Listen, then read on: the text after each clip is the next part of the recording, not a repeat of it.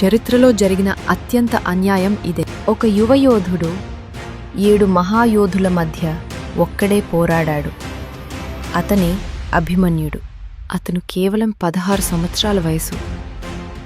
కాని యుద్ధరంగంలో చరిత్ర సృష్టించాడు. 7 మహాయోధులు ఒక యువవీరుడిపై కలిసి దాడి చేశారు.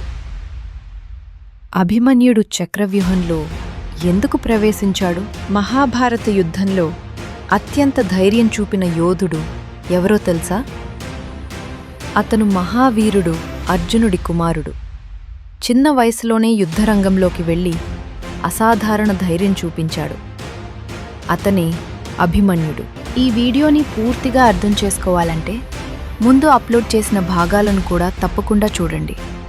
ఇలాంటి మహాభారత శ్లోకాల కోసం మా ఛానల్ను సబ్స్క్రైబ్ చేసి బెల్ ఐకాన్ ఆన్ చేయండి. ధర్మో రక్షతి రక్షితః, ధర్మో హంతి హతః, తస్మాత్ ధర్మో నహంతవ్యః, మానో ధర్మో హతో వధీత్. అభిమన్యుడు చిన్న వయసులోనే చక్రవ్యూహంలోకి ప్రవేశించే విధానం తెలుసుకున్నాడు. కాని బయటకు రావటం ఎలా అన్నది తెలియదు. అయినా కూడా అతను వెనుకడుగు వేయలేదు. పాండవసేనను రక్షించటానికి అతను ధైర్యంగా చక్రవ్యూహంలోకి ప్రవేశించాడు. అక్కడతను ఒక్కడే ఎన్నో మహాయోధులతో పోరాడాడు. చివరికి అతను వీరమరణం పొందాడు.